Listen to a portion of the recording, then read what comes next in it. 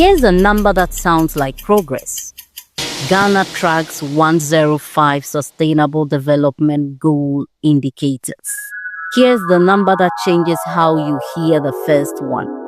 Only 12.4% of those indicators are on track to meet their 2030 targets. And here is the part we often miss.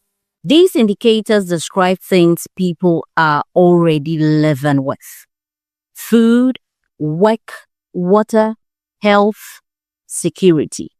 Not abstract goals waiting in the future. So if most of them are off track, the question is not about ambition. It's about trajectory. Earlier in this series, we looked at a figure from the same report.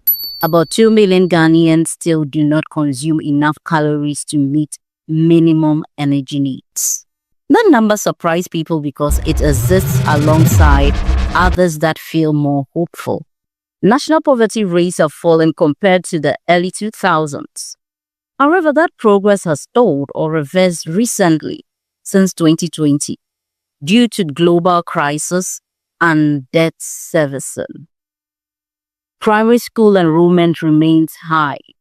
Access to basic services has expanded. All of these are accurate. The SDG indicators explain how they can all be true at once.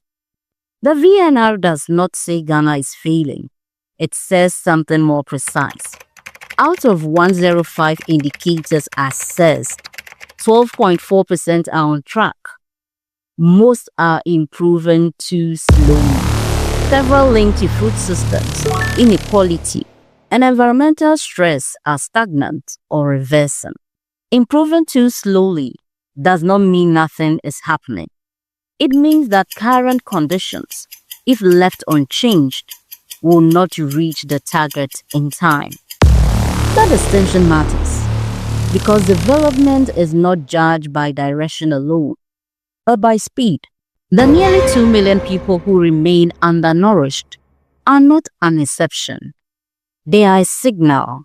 The VNR links food insecurity to rising food prices, climate variability affecting production, high reliance on informal income, limited protection against shocks.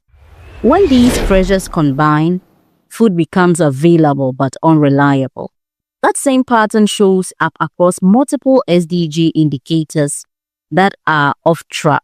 This is why progress in one area does not automatically stabilize another. Take Ibrahim, a maize trader in the Upper East region. In a good season, he sells after harvest and earns enough to plan ahead. In a bad season, he sells early at low prices to manage risk.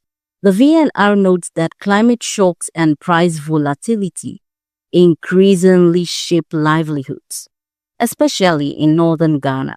Ibrahim is counted as economically active. He is not unemployed, but the indicators that matter most to his future, food security, income stability, climate resilience, are among those not on track. This is what uneven progress feels like. It is tempting to read these numbers politically. The report itself avoids that framing. Instead, it points to structural constraints, fiscal pressure from debt servicing, exposure to global food and fuel prices, rapid urbanization, gaps between policy design and enforcement. These constraints do not respond to intention alone.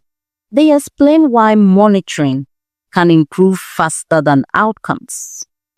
If this kind of explanation is useful to you, like the video and subscribe. This series is about understanding progress without overselling it or dismissing it. Tracking 105 indicators is not cosmetic. It shows where pressure is accumulating.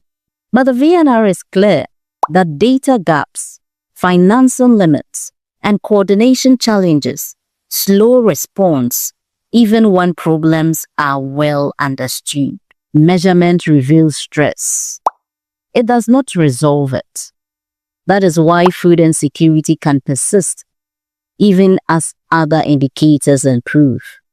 The most concerning part is not that only 12.4% are on track. It is that slow progress can quietly become acceptable. When timelines stretch, expectations adjust. People plan around uncertainty instead of transformation. No indicator captures that shift, but it shapes everything else. So instead of asking whether Ghana is succeeding or failing at the SDGs, try this question. Which constraints keep appearing across different indicators? And what happens if we treat them as the problem instead of the symptoms? If you watched the earlier video on food insecurity, this is the larger system that numbers belong to. Share your thoughts in the comments.